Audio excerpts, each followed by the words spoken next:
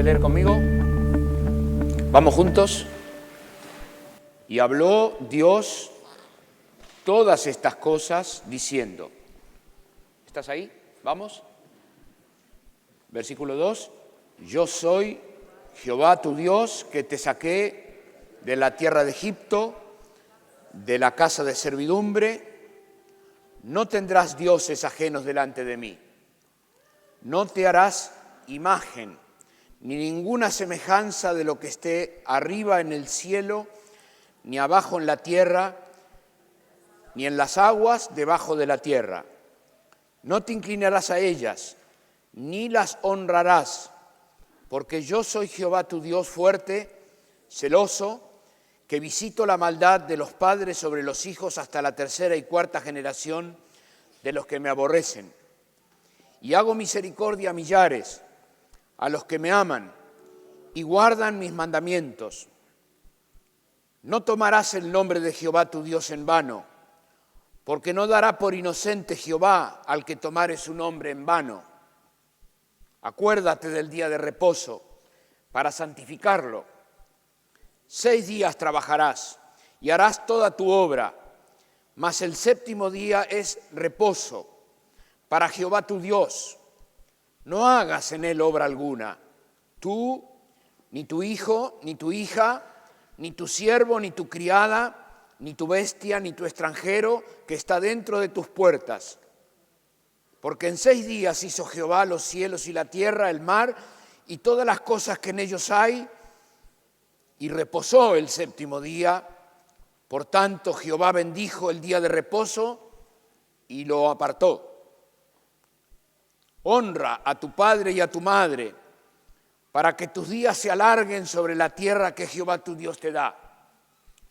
No matarás, no cometerás adulterio, no hurtarás, no hablarás contra tu prójimo falso testimonio, no codiciarás la casa de tu prójimo, no codiciarás la mujer de tu prójimo, ni su siervo, ni su criada, ni su buey, ni su asno, ni cosa alguna de tu prójimo.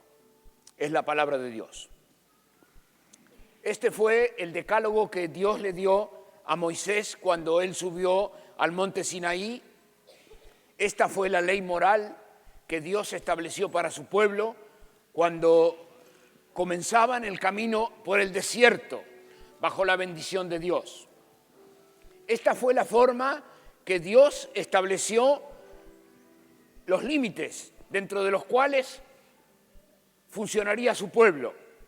Estos son los contornos morales que Dios le dio a quienes serían sus hijos y para quienes Dios sería su padre. Ustedes serán mis hijos y mis hijas, y yo seré vuestro padre. Ese fue el pacto que Dios hizo con el pueblo, con su pueblo, el pueblo de Israel en el Antiguo Testamento. Y los 10 mandamientos son el patio dentro del cual Dios contendría en bendición a todos los que son suyos. Dios les dio un parámetro dentro del cual funcionar, una ley moral dentro de la cual convivir en el vínculo, dentro del cual Dios sería padre de ellos y ellos serían hijos e hijas de Dios. Yo seré vuestro padre y ustedes me serán hijos e hijas.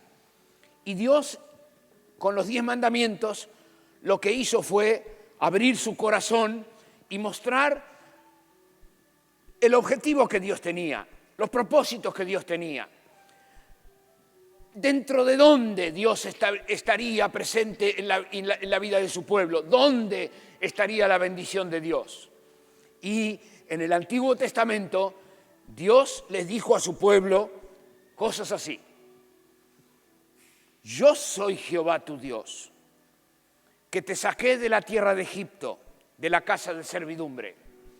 Y para que puedas compartir conmigo esta realidad de que yo soy padre y vos sos hijo e hija mía, bueno, ahí hay un patio moral que Dios estableció dentro del cual su pueblo funcionaría en libertad, donde está la bendición de Dios. Hay un patio, un espacio donde Dios bendice. Y Dios le dijo a su pueblo: no tendrás dioses ajenos delante de mí. No tendrás dioses ajenos delante de mí. No tendrás dioses ajenos delante de mí. Lo que Dios dijo es: yo soy la razón de tu devoción. Yo soy suficiente razón para saciar la sed espiritual de la persona humana. No tendrás otro Dios. Bueno, esto también nos lo recuerda el evangelista Juan en el Nuevo Testamento. Es una palabra esta que Dios le dio a su pueblo en la antigüedad. No tengas otro Dios más que yo. No tendrás dioses ajenos. No tendrás dioses ajenos aparte de mí. Cuando Juan se refiere a esto, él concluye su escrito diciendo: hijitos, guárdense de los ídolos. Tengan cuidado con los ídolos. En el Antiguo Testamento, la idolatría era alevosa. Los dioses paganos eran brutales, estaban ahí. Bueno, el día de hoy, cualquiera que va, por ejemplo, al Museo del Holocausto, al Museo Judío de Nueva York, se va a encontrar con que juntamente con todas las barbaridades que ocurrieron en el Holocausto nazi, también el pueblo de Israel ha guardado para la memoria, en ese museo que está hoy a la disposición pública, los dioses que forman parte de su historia, que se encontraron mientras estaban peregrinando. Ustedes se van a acordar que mientras Moisés estaba recibiendo las tablas de la ley, el pueblo dijo: nosotros tenemos en nuestra memoria los dioses de Egipto, y ellos nos cuidaban, y nosotros nacimos bajo la sombra de ídolos.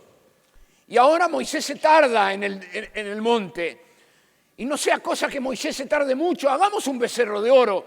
Y mientras Dios estaba dándole a Moisés esta ley, el pueblo en el valle estaba construyendo con los oros de los pendientes de las mujeres, recolectando de los anillos y recolectando, y fundieron un becerro de oro, de modo que cuando Moisés bajó, rompió las tablas desesperado, diciendo: pero ¿será posible? Dios, en el primer mandamiento que establece, le dice a su pueblo: para que yo sea tu padre y vos seas mi hija y mi hijo, cuídate de no hacer dioses ajenos. Bueno, hoy en día la cultura dominante es mucho más sutil en materia de dioses. Y nosotros hoy no tenemos agresivas invitaciones de inclinarnos delante de dioses paganos que se nos presentan en estatuas, sino que las convocatorias son mucho más sutiles para que dependamos de otras cosas para ser felices, que las fuentes de nuestras alegrías sean alternativas al Dios vivo y verdadero, que nos sintamos contentos por otras razones distintas a la presencia de Dios, que nuestro gozo esté en otro lado, distinto a lo que se encuentra, la plenitud de gozo que se encuentra en la presencia de Dios. Por eso nos resulta sumamente valioso volver a leer las Escrituras y a recordar que Dios desea ser nuestro Padre y que Él desea que nosotros nos comportemos como hijos e hijas, y que Él en esa combinación ha definido una ley moral, y la ley moral de base nos dice: no busques otra razón de alegría en la vida, no le pidas a la cultura dominante que te haga feliz, no pidas a la cultura dominante que te diga que sos linda. No quieras agradar a la cultura dominante teniendo el auto 0 kilómetros y el mejor lujo que ella te indica y ella te dicta. No te hagas feliz con lo que la cultura dominante te dice que vas a ser feliz, sino que puedas encontrar tu alegría y tu gozo y tu razón de vivir y tu razón de ser en el Dios vivo y verdadero que desea ser tu Padre. Yo soy Jehová tu Dios. Comienza el relato en el Éxodo. Yo soy Jehová tu Dios que te saqué, que quiero ser tu Padre. Yo soy Jehová tu Dios que te aparté para mí, para que vos seas mi hijo. Y dice, no te hagas dioses ajenos delante de mí. Me gusta dejarte esta mirada porque hoy en día estar dominado por un Dios ajeno a Dios es muy sutil. Hoy la computadora, hoy Internet, hoy las dependencias en cuanto a la comida o en cuanto a la bebida o en cuanto a las amistades tienden a meterse como filtros en nuestra relación con Dios. De modo que nuestra relación con Él está, pero también tengo esto, tengo aquello, tengo esto otro, tengo esto otro. Y yo no podría vivir sin esto, no podría vivir sin aquello. Pues Dios dice, no tengas dioses ajenos, no levantes altares ajenos delante de mí. Y luego continúa diciendo, no te harás imagen, ya de una forma más alevosa, más cruda, ni ninguna semejanza, no te inclinarás a ellas, no tomarás el nombre de Jehová tu Dios en vano.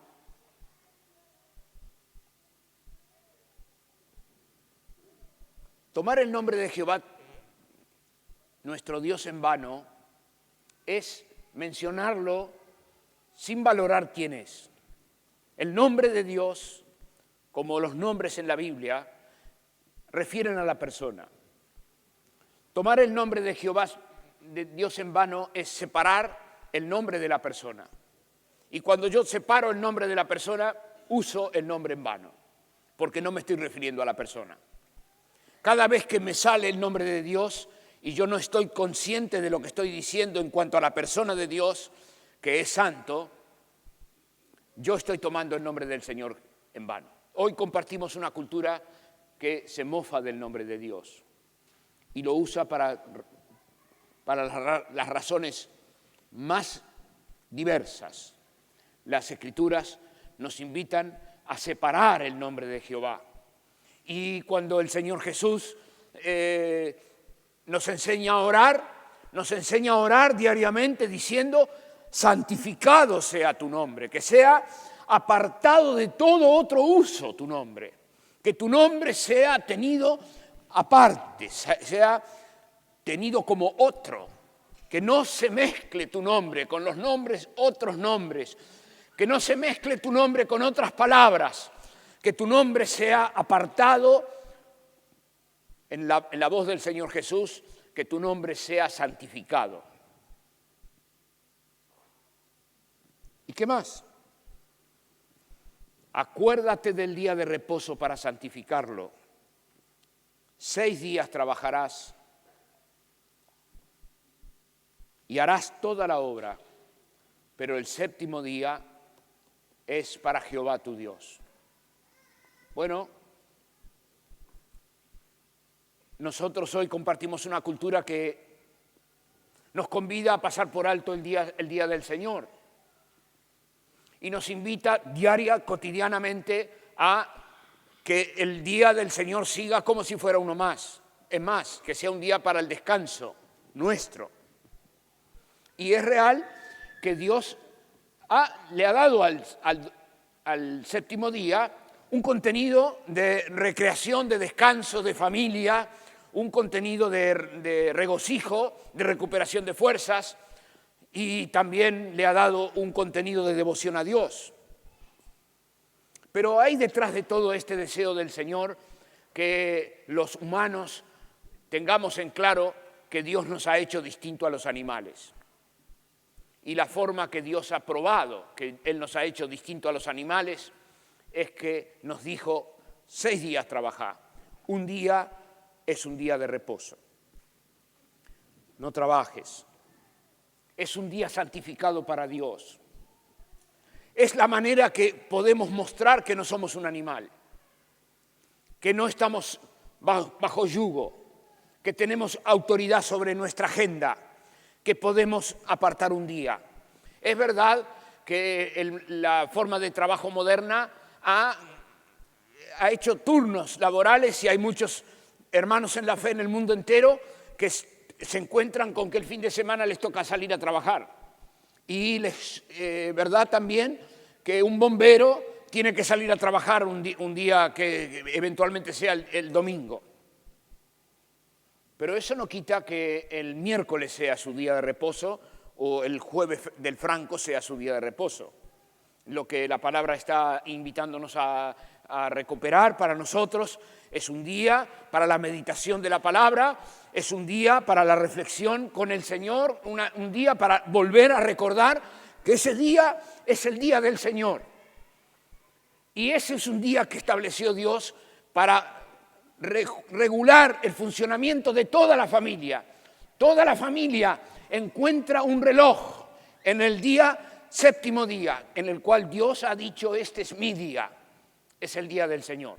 No es cualquier día, no es igual que el lunes, ni el martes, ni el miércoles. Hay una rutina en la casa, pero hay un día dentro del cual la rutina de la casa se rompe porque llegó el día del Señor.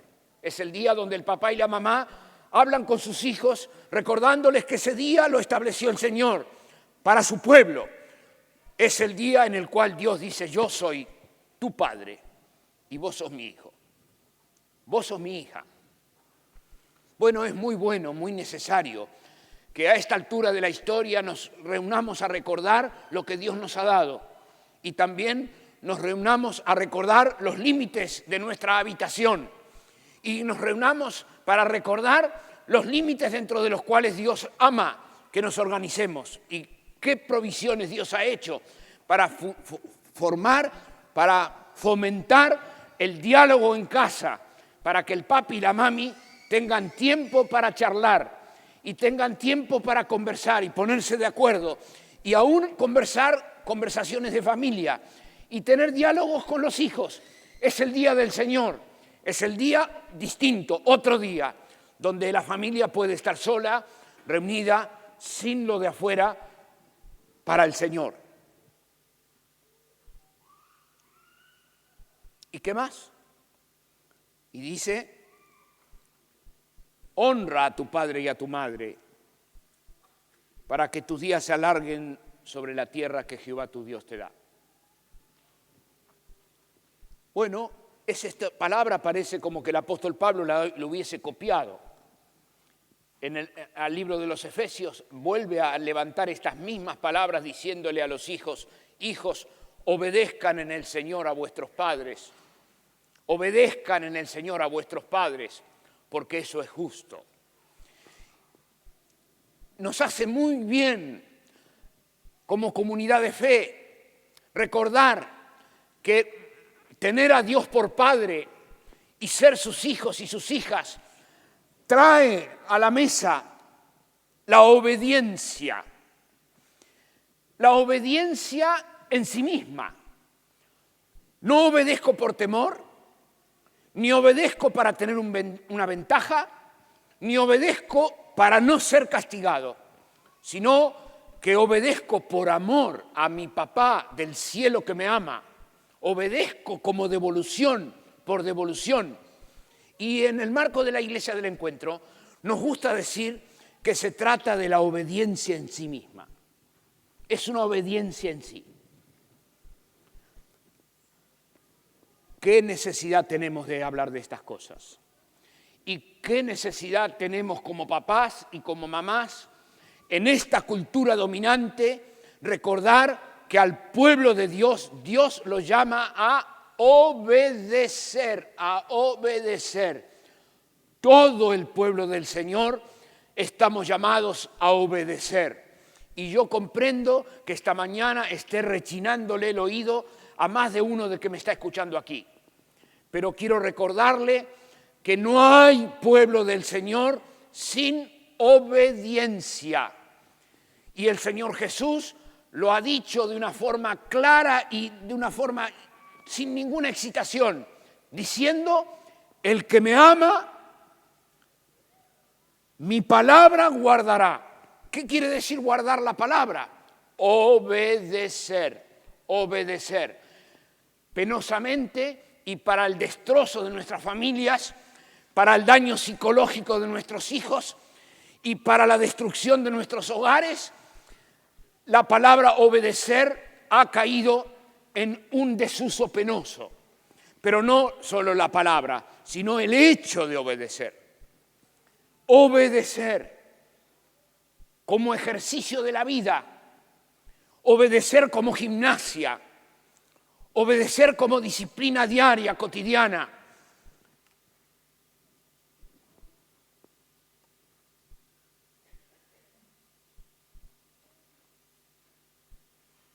Cuando el Señor Jesús llama a cada uno el Señor nos llama a obedecer. A obedecer. Cuando el Señor Jesús envió a sus discípulos, los envió diciendo: vayan por el mundo y hagan discípulos a las naciones, predicándoles todas las cosas que les he enseñado. Y ahora ustedes van a estar todos los días conmigo hasta el fin del mundo. Querido mío, ¿qué es ser discípulo de Jesús? Sino aprender a obedecer, disponernos a obedecer. ¿Cómo se hace para estudiar guitarra? Si yo voy al maestro de guitarra y cuando el maestro pone la primera nota, me rebelo contra él y le digo: no, mire, no, esto no lo vamos a hacer así, sino de otro modo. ¿Cómo funciona el aprendizaje, cualquier aprendizaje? ¿Cómo se estudia matemáticas? ¿O cómo se estudia lengua? ¿Cómo se aprende a lavar los platos o a coser una ropa? Si alguien no le da conocimientos a otro, si alguien no da de su saber a otro y el otro está dispuesto a obedecer, ¿cómo se es médico? ¿O cómo se llega a ser docente? ¿O cómo se es enfermero en la vida? ¿Cómo se es mecánico sin disposición a obedecer? ¿Cómo se es un empleado público? ¿O cómo se es un administrativo en una empresa sin disposición a obedecer?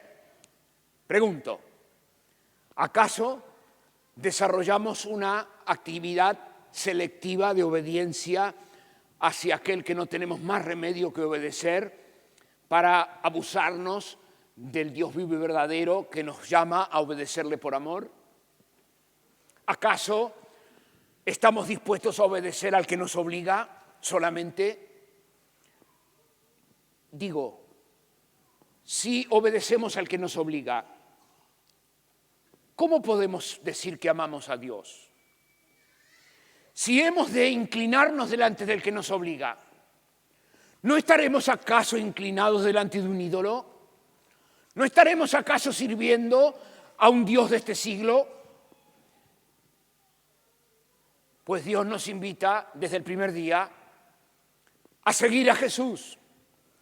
Y seguir a Jesús es obedecerlo. Obedecerlo de todo nuestro corazón, con todas nuestras fuerzas. Obedecerlo con toda nuestra inteligencia. Obedecerlo hasta el final. Llamativamente, cuando Dios le dio al pueblo de Israel la ley, no se detuvo en el asunto de la obediencia, sino que le dijo: honra a tu padre y a tu madre. No se detuvo en el asunto de la obediencia, sino que amplificó la mirada y le dijo mucho más que obedecer. Honra a tu padre y a tu madre. Porque obedecer es esperable para un niño menor. Se espera que un niño aprenda a obedecer al papá y la mamá. ¿Y cuánto daño se le produce en la psicología de un nene que se inadapta porque el papá y la mamá no le ponen límites como para enseñarle a obedecer? ¿Cuánto daño se le hace a un niño que termina inadaptándose porque el papá no le pone un límite diciéndole, papá dice no. Y el papá no quiere pagar el costo de enseñar a su hijo a obedecer. Y por no pagar ese costo, lo único que logra es comprar boletos para que su hijo finalmente termine en un psiquiatra. Porque el nene fue creado y criado para obedecer. Porque todos hemos sido creados por Dios para obedecer. Cuando estoy diciendo esto, rápidamente cualquier lector de la Escritura va hacia el momento del Génesis, cuando no había pecado y cuando la psicología humana no conocía la maldad y cuando la moral humana no estaba dañada por ninguna desobediencia. En ese contexto, Dios estableció un sistema de obediencia. Les dijo, de todo árbol del huerto pueden comer, pero su psicología no fue creada para tener libertad sin límites, sino que Dios le puso una forma a la libertad, le dio un contorno a la libertad y le dijo, de todo árbol pueden comer, de este árbol no, porque el día que de este coman se van a lastimar la cabeza, mueren. Adán y Eva fueron, desobedecieron, cruzaron la frontera y trajeron al conocimiento público un dato que no estaba, que es la diferencia que hay entre la libertad y la autonomía. Una cosa es la libertad, a la cual nos ha llamado el Señor, y otra cosa es la autonomía. Autónomo es una persona que no reconoce ningún límite, que dice, yo hago lo que quiero a mi modo, vivo mi vida a mi manera, yo soy dueño de mi cuerpo y con mi cuerpo hago lo que quiero. Esa es una mentalidad autónoma, que no registra nada, que cuando comenzamos a hablarle de Dios, lo primero que le ocurre a la mentalidad autónoma es decir, amigo, no soy tan autónomo como yo creí que era, sino que está el Dios vivo y verdadero presente en la historia humana y Él me representa un límite para mí. Porque Dios está ahí, yo no puedo hacer lo que quiero. Y Dios nos dice a todos, honremos a nuestra padre y a nuestra madre, porque ese es el primer mandamiento para que te vaya bien. ¿Cuántos años de honra merece mi padre?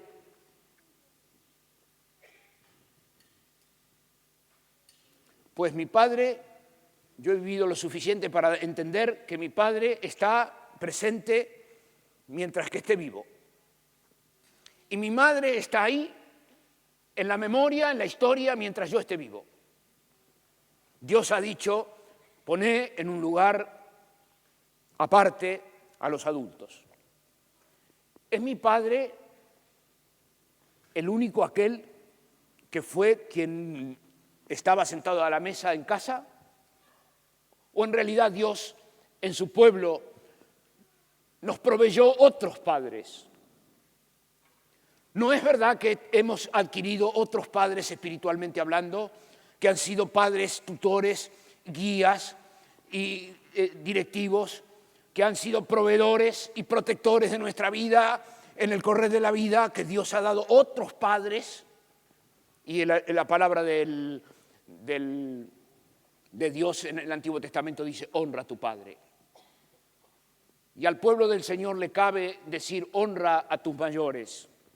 Honra a tus padres, honra a tu madre, porque esa actitud de honra hacia el adulto, ajena a la cultura dominante, es parte de la educación que nuestros hijos necesitan y es parte de nuestra maduración, de nuestra madurez como personas, es parte de los límites que nuestra vida necesita reconocer para funcionar y desarrollarse en libertad. Una cosa es ser libre y otra cosa es ser autónomo. Dios nos ha dado libertad para que seamos verdaderamente libres dentro del patio moral que Dios nos ha regalado como sus hijos. Y luego, ¿qué más viene? Luego vienen 3 o 4 acciones, escenarios, universos muy grandes. No matarás. No matarás. Y cuando el Señor Jesús tomó este mandamiento, dijo, cualquiera que llame necio a su hermano lo está matando.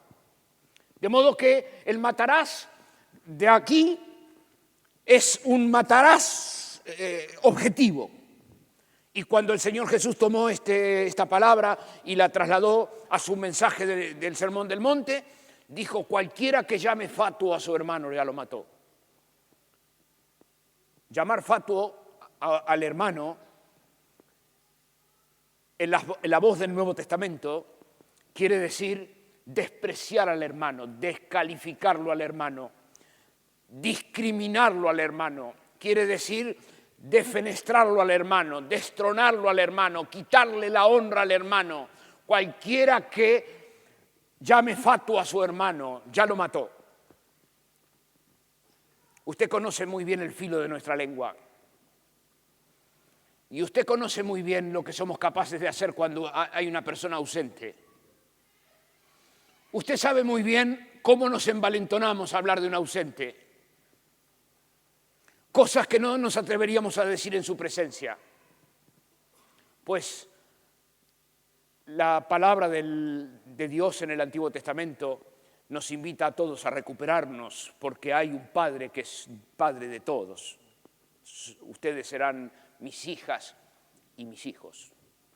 Y quien está ausente en una conversación o aún estando presente es también igualmente hijo de aquel Padre por el cual yo no puedo matarlo. No puedo matarlo. Claro que tampoco puedo matar. Puedo matar graciosamente a una persona. El asunto del no matarás es objeto de mucho debate en la teología a consecuencia de las guerras y de las guerras que se justifican y aquellas guerras que luego ocurrieron en el propio Antiguo Testamento, donde Dios mismo le dijo a su pueblo que aniquile y que termine con la vida de pueblos enemigos. De modo que no estamos frente a una palabra fácil, suave, rápida para tomarla y decir no matarás, porque más tarde el propio Dios le dice a su pueblo que aniquile a otros pueblos. Y de la manera que Dios justificó la muerte de otras personas, del mismo modo hoy el pueblo del Señor ha justificado guerras en otros lugares y se ha matado mucho en el nombre de Dios. Lo cierto es que juntos podemos orar a Dios y pedirle que nos ayude a no matar. Ya nos ha pasado a quienes fuimos al servicio militar y tuvimos que portar un arma en algún momento, de decirle al Señor: Señor, líbrame de tener que matar. Estoy bajo bandera, sirviendo a la patria, y en algún momento puedo estar en el compromiso de tener que obedecer alguna orden. Líbranos de matar. Ese dilema ético lo viene sobrellevando el pueblo de Dios en los 20 siglos. Por la misericordia de Dios, nosotros no estamos hoy en un contexto de guerra, como para poder tener que entrar más y más y a escarbar más en lo que es el consejo de Dios en cuanto a no matar.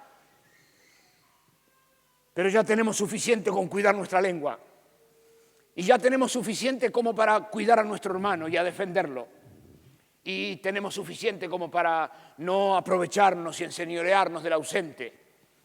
Tenemos suficiente para aprovechar a cuidar la lengua y orar a Dios que nos libre de matar efectivamente. ¿Y qué más? Y dice: no cometerás adulterio. Bueno, cuando el Señor Jesús tomó este asunto del adulterio, Él dijo: oíste que fue dicho no cometerás adulterio, pero yo les digo que cualquiera que mira a una mujer para codiciarla, ya pecó con ella en su corazón. De modo que el Señor Jesús le dio en el Evangelio un alcance distinto al que tenía en el Antiguo Testamento. En el Antiguo Testamento se hablaba del acto mismo del adulterio. Fue lo que ocurrió cuando cuando le fue traído al Señor Jesús una mujer en el acto mismo del adulterio para apedrearla. Pero el Señor Jesús estaba enseñando otra cosa, que es algo del corazón, subjetivo. Jesús nos enseñó que lo que contamina al hombre es lo que está dentro del corazón del hombre, que lo que nos hace perversos está adentro, que luego lo que sale afuera es la consecuencia de lo que ya antes estaba dentro, que primero las cosas ocurren adentro y luego, con el tiempo, las cosas salen a la luz.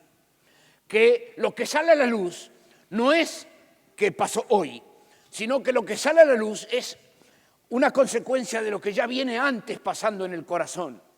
Esta es la enseñanza del Nuevo Testamento. Bueno, en un día como hoy, cuando el adulterio viene a ser moneda corriente en la cultura que compartimos y donde la sociedad que vivimos se regocija en el adulterio, nos hace muy bien recordar que Dios ama ser nuestro Padre y Dios ama que nosotros seamos sus hijos y sus hijas. Y que el patio moral dentro del cual Dios ha llamado a su pueblo incluye un llamado a la pureza sexual. Y que la pureza sexual no es solamente una pureza del cuerpo, sino igualmente, primeramente, una pureza de la cabeza. Estoy plenamente consciente de que la cultura caldea, la cultura dominante en la cual estamos metidos, tira con toda abundancia para voltear la moral del pueblo del Señor. Y también estoy plenamente consciente que hay mucho pueblo de Dios que está en clara desventaja a la hora de leer lo que Dios ha establecido con su pueblo. Todos necesitamos de la gracia de Dios y todos necesitamos permanecer en el clima donde Dios es Padre y donde nosotros somos hijos e hijas para mantenernos en victoria. Porque cuando nos distraemos o cuando la cultura logra llamarnos la atención lo suficiente, se abren distintas puertas mediante las cuales ingresa las propuestas que para el resto de las personas es lo más normal del mundo. Lo más normal del mundo no es normal para el pueblo del Señor. Hay quienes eligen en su corazón no contaminarse y permanecer en el amor de Dios. Otros, en cambio, ceden, negocian, se asimilan, se integran a la manera dominante de funcionar. El dilema que ocurre es que el Señor ha establecido en su palabra que no se puede estar adentro y afuera, no se puede servir a dos señores, no se puede a la vez amar a Dios y aborrecerlo, no se puede a la vez amar a Dios y desobedecerlo, no se puede amar a Dios y a la riqueza a la vez, no se puede, no se puede. Y después de hablar de la cuestión del adulterio, dice no hurtarás, no hurtarás. Bueno, hace unos cuantos años atrás yo estaba con un hermano que me dice, mire Raúl, la puntualidad es santidad. ¿Cómo? Sí, la puntualidad es santidad. ¿Y qué tiene que ver la puntualidad con no hurtar? Dice, sí, cuando vos llegás tarde, le estás robando el tiempo al otro, estás deshonrándolo al otro. Cuando vos estableces un horario y el horario es un chicle, lo que hay es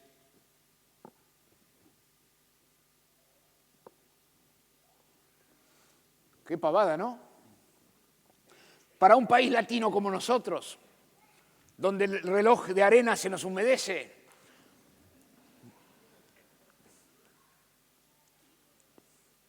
leer estas palabras cada tanto nos hace falta. Y decir yo, no solamente robo en la alevosía de robar, no robes, no robes.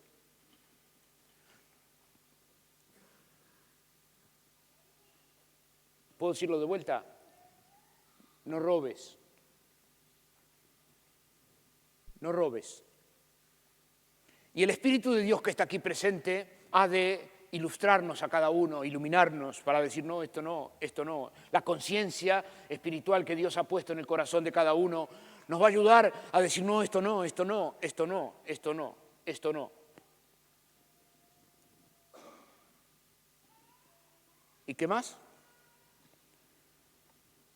No hablarás contra tu prójimo falso testimonio. ¿Qué quiere decir eso?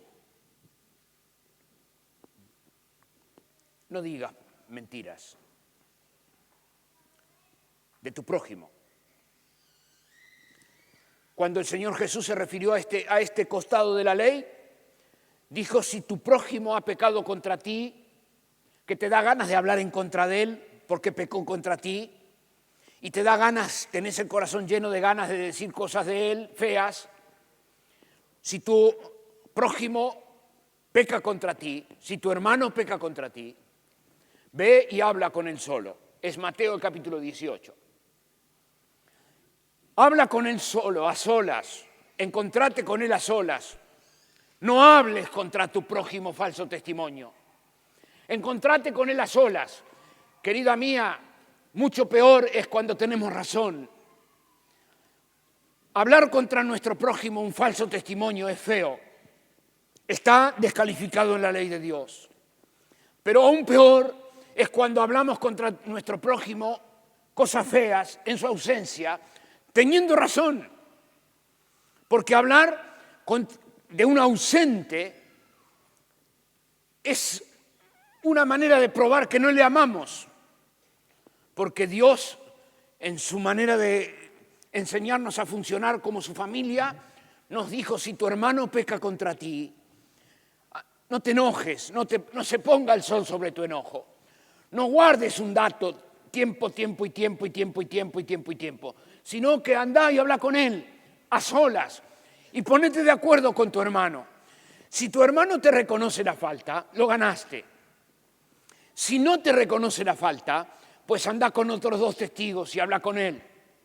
Vayan 3, para que en boca de 3 conste toda palabra. Si le reconoce lo que ha pasado, gol, le ganaron al hermano. Y si el hermano se mantiene duro, testarudo, y no reconoce lo que ha hecho, pues vayan a la congregación entera y díganlo en la comunidad para que todo el mundo se entere de que hay quienes están portándose mal. Ténganle como un otro que no participa del pueblo del Señor. Trátenlo como alguien que no forma parte del pacto, del acuerdo con Dios. Vivan con él como alguien que no está dentro del acuerdo que Dios será mi padre y vos serás mi hijo y mi hija. Y finalmente llega el último mandamiento, que es el único de ellos que se refiere a lo íntimo del corazón. Uno solo. Hay 9 mandamientos que son mandamientos externos, mandamientos objetivos. Y hay uno de ellos que es un mandamiento subjetivo del corazón, que es el último. Y en el último mandamiento Dios le pega una trompada en el centro de la cultura capitalista. Juntos vivimos en un mundo pagano construido en base a la codicia. Y Dios dice en su palabra, para quienes son suyos, no codicies la casa de tu prójimo, no quieras la casa de tu prójimo, no vivas para lograr tener la casa de tu prójimo, no alimentes de combustible tu vida para lograr tener lo que tiene tu prójimo, no te muevas por razones de lograr lo que el otro logró. No codicies la mujer de tu prójimo, ni su siervo, ni su criada, ni su buey, hoy diríamos ni su computadora, ni sus herramientas de trabajo, ni su empresa, ni su forma de funcionar, ni su asno, Hoy diríamos ni su auto, ni su bicicleta, ni su moto. No codicies a tu prójimo, no mires diciendo yo tengo que lograrlo y voy a trabajar 10 horas extras más para entonces tener un ahorro y poder. No organices tu vida en torno a la codicia, no converses en torno a la codicia, no levantes un ídolo en torno a la codicia, no dejes que crezca en tu corazón una mirada de desarrollo económico propio de la codicia. No codicies, porque la codicia te va a hacer matar.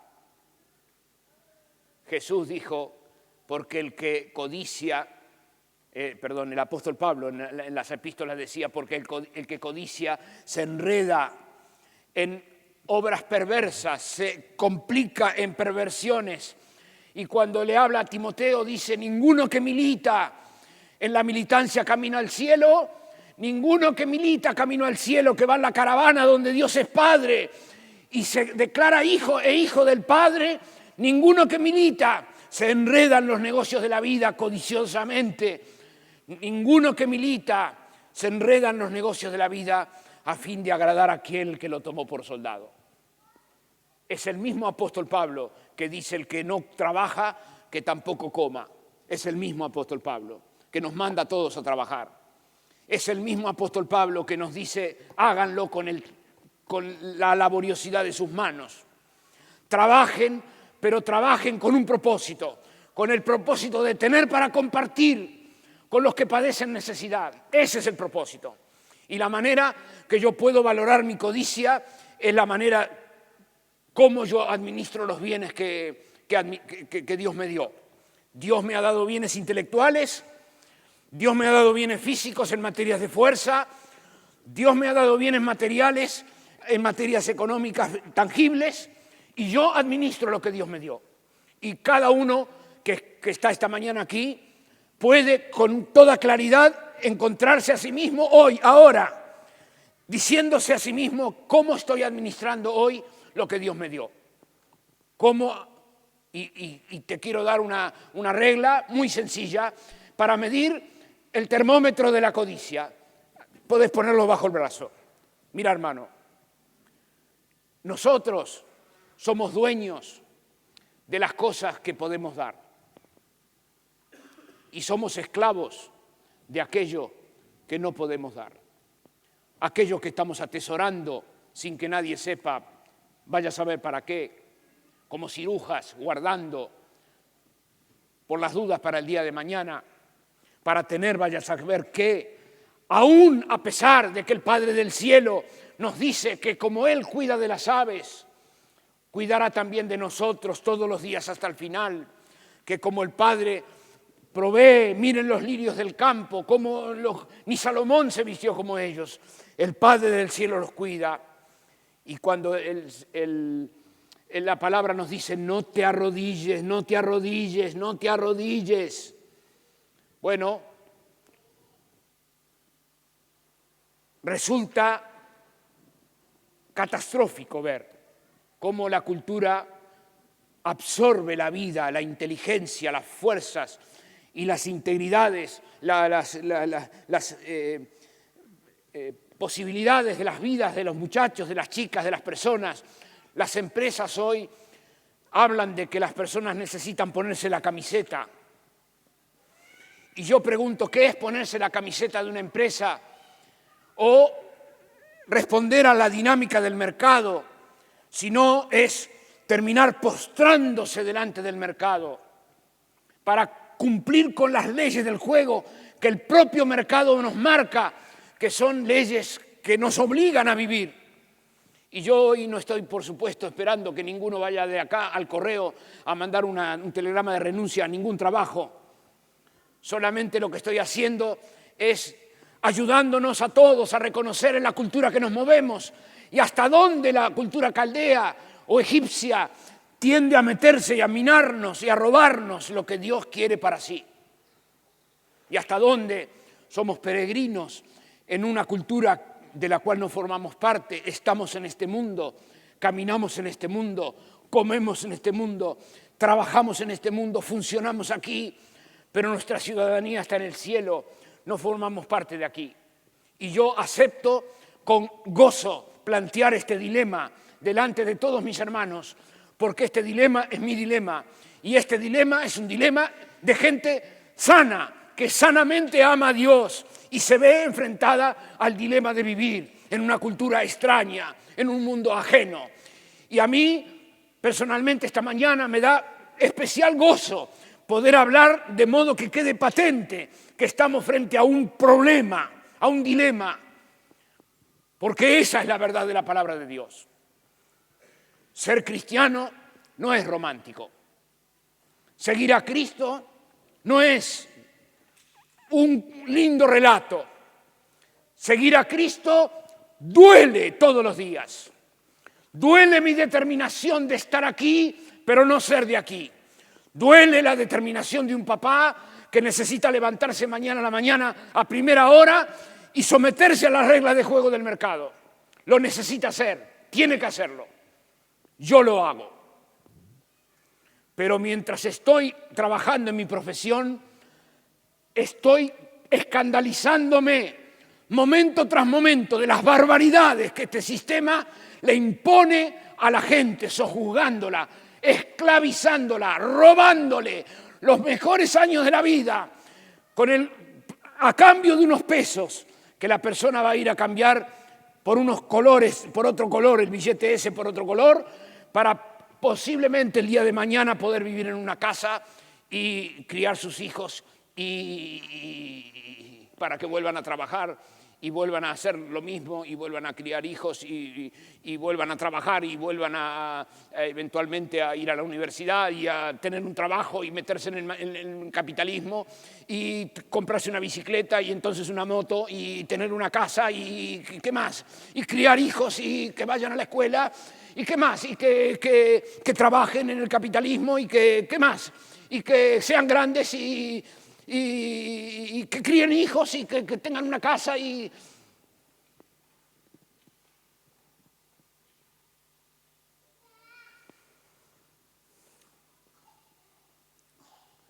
Cuando Jesús vino dijo, arrepentíos, arrepiéntanse y conviértanse, porque el reino de Dios vino. Hay otro propósito por el cual vivir. Hay otra razón por la cual levantarse a la mañana. Hay otras razones por las cuales poner nuestra mejor inteligencia y nuestros mejores billetes. Hay una razón superadora por la cual estudiar. Y hay una razón mucho mejor por la cual esforzarse en la vida. Podemos servir a Dios. Podemos amar al Señor nuestro Dios con todo nuestro corazón. Poner los mejores años de nuestra vida para la causa de llevar a otra persona al conocimiento de la verdad. Podemos poner nuestras energías, las mejores, coordinadas, nuestro tiempo, el mejor, el más gordo, el tiempo más exquisito para la gloria de Dios, para que el nombre del Señor sea conocido, para que otro glorifique a Dios, para que alguien más bendiga al Señor, para que nuestra vida tenga un propósito eterno, trascendente, que va más allá de la vida de nuestros propios hijos, que va más allá de la casa que hemos podido comprar, o el auto que hemos podido manejar, o el estudio que hemos logrado ganar. Haceos tesoros en el cielo, donde la polilla ni el orín corrompen, y los ladrones no minan ni hurtan. Háganse tesoros en la eternidad, pongan su mira en las cosas de arriba, donde está Cristo, sentado a la diestra de la majestad de las alturas. Estoy aquí esta mañana llamándote, hermana mía, a recuperar tu lugar de hija, pero de hija de un Dios eterno, de hija de quien vive por los siglos de los siglos, de hija e hijo de alguien que dijo, yo voy a preparar lugar para vosotros, y cuando yo me vaya y les prepare un lugar, yo voy a volver y los voy a tomar a mí mismo para que donde yo vivo, ustedes también vivan. Velen. Oren, no entren en tentación. El espíritu a la verdad está presto, pero la carne es enferma. Y nosotros estamos en una comunidad juntos, transitando la vida, porque Dios ama que nos acordemos el uno del otro, de la vocación con la cual hemos sido llamados, Hemos sido llamados a ser sus hijos. Ninguno de ustedes ha sido llamado a ser el mejor empleado o el empleado del mes.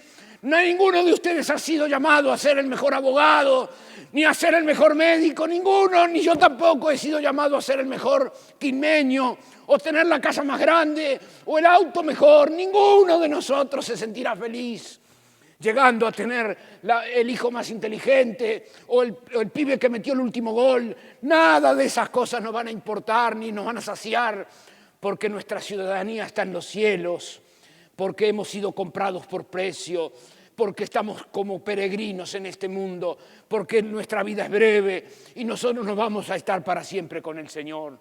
De nuestro paso por la vida hemos de dejar hijos, de nuestro paso por la vida hemos de dejar personas a las cuales hemos afectado. Nuestro paso por la vida es breve. Nosotros nos vamos, todos nos vamos. Y a diferencia de esta cultura, delante en nuestro camino nos espera el Señor Jesús. Hemos de verlo al Señor Jesús. Nos espera Él, quien hemos amado sin haberle visto, a quien hemos servido en la debilidad de nuestra fe y en las fluctuaciones de nuestro temperamento. Hemos deseado servirle ignorando mucho, con ciertas certezas, pequeñitas certezas, con poquita fe, como un grano de mostaza. Nos espera la mañana cuando se abrirá la realidad y las Escrituras nos dicen que hemos de conocer como ahora somos conocidos. Hemos de saber lo que hoy vemos oscuramente por espejo, lo que hoy necesitamos sujetar a la obediencia. Ya no hará más falta sujetar tanta vida a la obediencia, porque toda la plenitud de la revelación de Dios estará delante de nuestro rostro. Estoy terminando. Quería preguntarte, hermana mía, ¿te espera Jesús? ¿Vos vas a encontrarte con Él? ¿Te importa eso? ¿Te afecta? A mí me cambió la vida. Yo tenía 18 años cuando en un campamento un día estaba con un grupo de adolescentes y otro de mis hermanos de aquí en Máximo Paz. Y mientras el campamento iba, resulta que Dios estaba hablando con nosotros. Fuimos nosotros los que terminamos de rodillas en una cama en el primer piso de Máximo Paz, diciéndole: Señor, acá estoy, yo soy tuyo, sé mi padre, yo voy a ser tu hijo. Úsame para la gloria de tu nombre en la debilidad de lo que soy. No tengo mucho que darte. Es esto. No hay mucho. Pero es lo débil del mundo lo que Dios escoge, es lo vil del mundo, que nadie te menosprecie. Porque es la gracia de Dios la que construye a su pueblo, es el Padre del cielo la garantía de nuestra bendición. Es Él el que nos llama, es Jesucristo el que ha muerto en la cruz por nuestros pecados. Él nos limpia, nos perdona, y el Espíritu Santo que viene a morar en nuestro corazón nos capacita. Pero hermana, esta mañana en el contexto de lo que estoy hablando, quiero decirte que el Espíritu Santo nos aparta para Dios. Es el Espíritu Santo el que nos hace otros. De modo que estamos con nuestros amigos, pero no somos de nuestros amigos. Estamos con nuestras relaciones en el día a día, pero nuestra vida no va ahí. Nuestra vida va, nuestro tesoro está en el cielo. Nuestro tesoro es el Señor Jesús. Él es nuestro tesoro. Y la vida nos ha probado que bien vale la pena atesorar a Cristo. Cuando el Señor Jesús quiso enseñarnos esta verdad, Él dijo así: Hay un hombre que entró a un campo y cuando entró en el campo cavó y se encontró que en el campo había un tesoro. Tapó de vuelta lo que cavó, lo tapó de vuelta y se fue presuroso y vendió todo lo que tenía. Vendió todo con tal de comprar ese campo.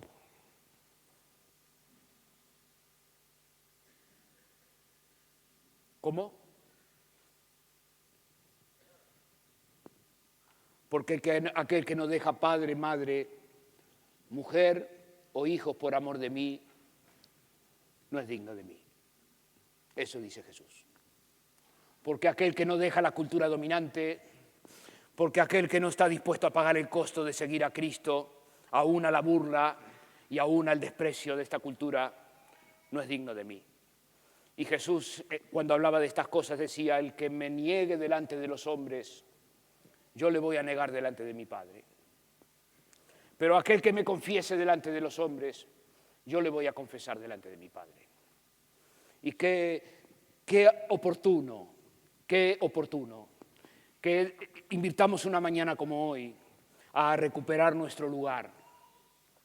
Que cada uno, aprovechando la iluminación que el Espíritu Santo da aquí, por la mera explicación de la palabra de Dios, pueda volver en sí mismo y decir, Señor, yo quiero recuperar mi relación contigo por encima de todas las cosas. Fue Simón, hijo de Jonás, el que recibió una llamada así. Había caído Pedro, lo había negado a Jesús. Y fue el amor inconmensurable del Señor Jesús que le miró al rostro y le dijo, Simón, hijo de Jonás, ¿me amas? Y él contestó diciendo, sí, Señor, te amo. Y una segunda vez, Señor, Simón, hijo de Jonás, ¿me amas? Sí, te amo. Simón, ¿me amas más? ¿Me amas más ¿Me amas más? ¿Me amas más? ¿Me amas más que a tus amigos? ¿Me amas más? ¿Me amas más como para encolumnar tu vida, como para mover tu voluntad? ¿Me amas más como para inclinarte, como para enderezar tu vida, como para alinearte? ¿Me amas más como para buscar primeramente el reino de los cielos y todo lo demás quede por añadidura? Que el Señor te bendiga hoy.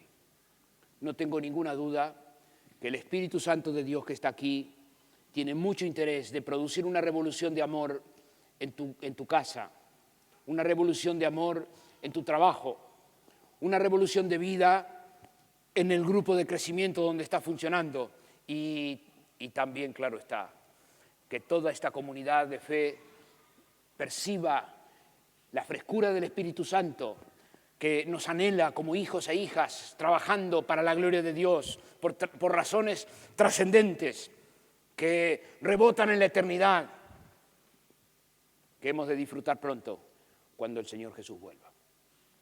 ¿Quieres inclinarte?